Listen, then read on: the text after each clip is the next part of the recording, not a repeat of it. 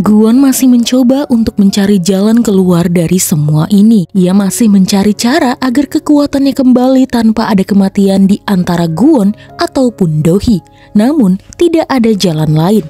Wanita itu berkata, jika Dohee bisa bertahan dan tidak mati hingga bulan purnama, maka tato Guwon akan menghilang dan ia akan terbakar. Selama ini, Guwon sudah bersusah payah melindungi Dohee. Tapi ternyata Dohee harus mati agar kekuatan Guwon bisa kembali. Guwon berkata, sebagai Tuhan, wanita itu terbilang kejam dan tidak bertanggung jawab kepada mereka berdua.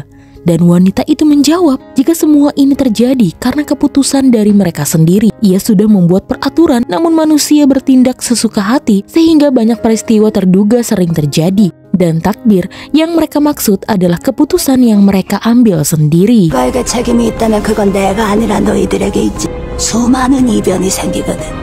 Sementara itu Sukhun begitu terkejut saat tahu Guwon adalah seorang iblis yang bisa mencelakakan Dohee. Rasanya tidak mungkin Dohee percaya kepada Guwon, padahal tahu Guwon adalah seorang iblis. Jin Gayong berucap, itulah tugas iblis, menghasut, mempengaruhi ambisi manusia, lalu memikat hati mereka.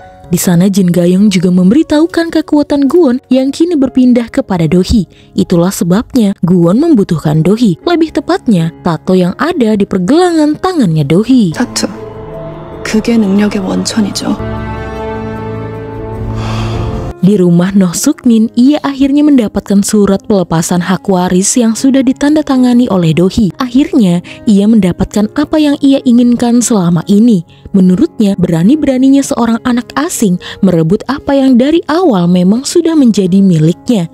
Sukmin masih ingat saat setelah kecelakaan orang tua Dohee, ibunya, Nyonya Ju, membawa Dohee ke rumah mereka. Dari sana, kebenciannya terhadap Dohee dimulai.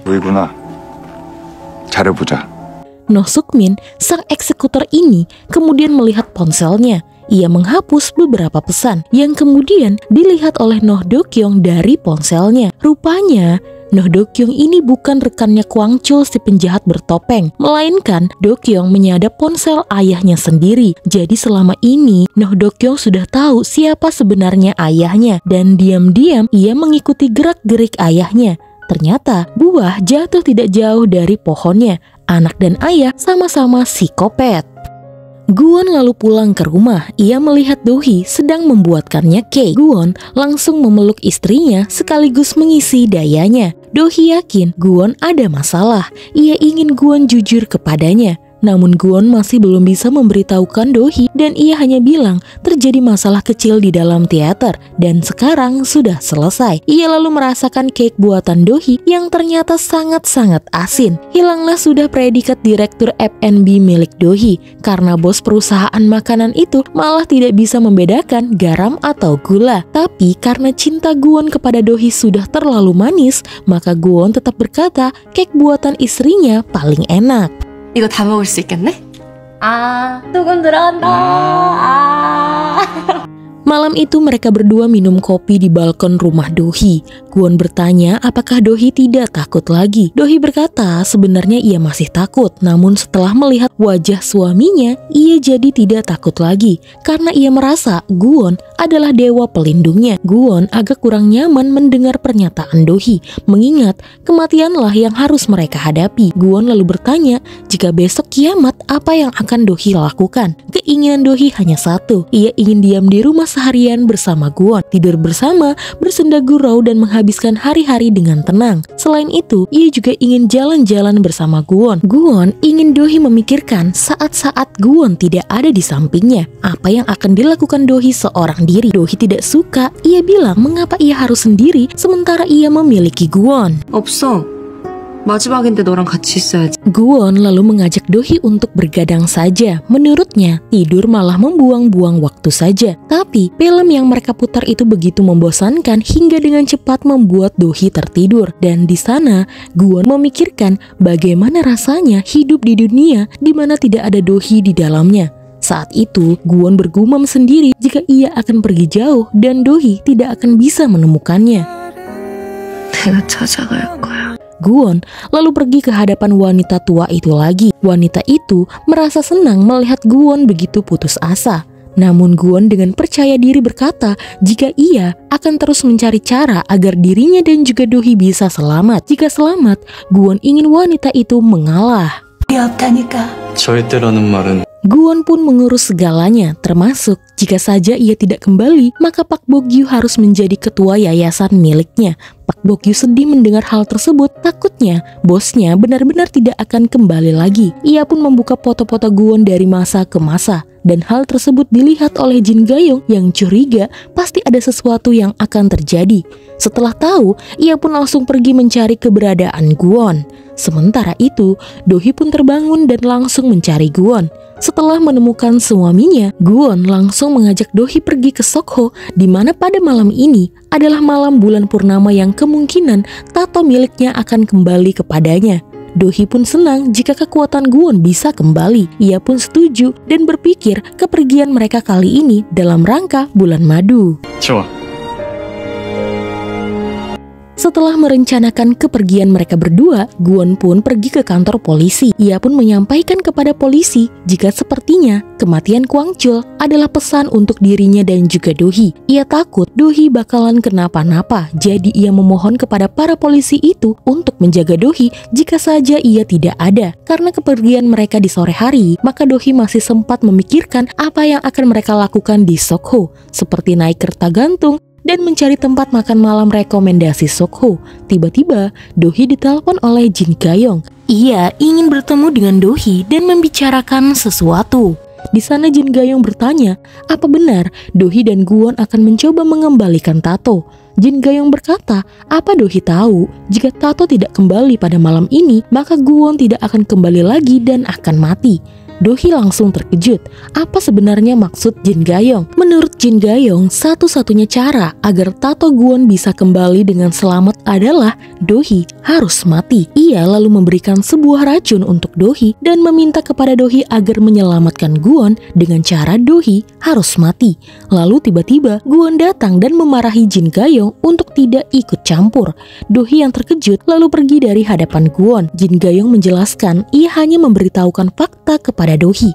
Karena kesal, Gwon langsung berucap untuk kesekian kalinya Jin Gayong tidak usah ikut campur dan Jin Gayong bukanlah siapa-siapa baginya. 난 지금 이 사장을 살리려는 거야. 너 나한테 아무것도 아니야. Do-hee pun bertanya kepada Pak Bok-gyu apakah semua rencana Gwon itu benar. Jika tato tidak kembali, maka Gwon akan mati. Dan cara satu-satunya adalah Do-hee harus mati. Pak Bok-gyu pun mengiyakan. Pantas saja, tadi malam Gwon menanyakan hal yang aneh-aneh kepadanya. Tidak seperti biasanya. Rupanya, pada malam saat ia tertidur, ia tidak salah dengar jika Gwon akan pergi ke suatu tempat yang jauh. Do-hee pun kembali ke rumah setelah menjernihkan pikirannya. Ia menemui Gwon dan mengajaknya untuk mencari cara agar tato Gwon bisa kembali kepada Gwon tanpa membuat salah satu di antara mereka berdua mati. Sementara itu Jin Gayong kembali ke yayasan dan bertemu dengan Suk-hun.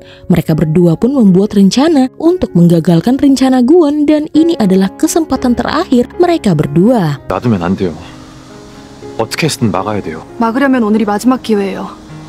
Saat di pantai Sukhu, Do-hee pun berniat membuat sebuah cake ulang tahun untuk Gwon karena Gwon akan terlahir kembali sebagai demon yang sempurna jika rencana mereka berhasil. Gwon senang mendengarnya mengingat selama ini ia tidak pernah punya hari ulang tahun. Untuk sejenak, mereka pun teringat dengan pertemuan pertama mereka sampai akhirnya mereka bersama menikah dan saling jatuh cinta.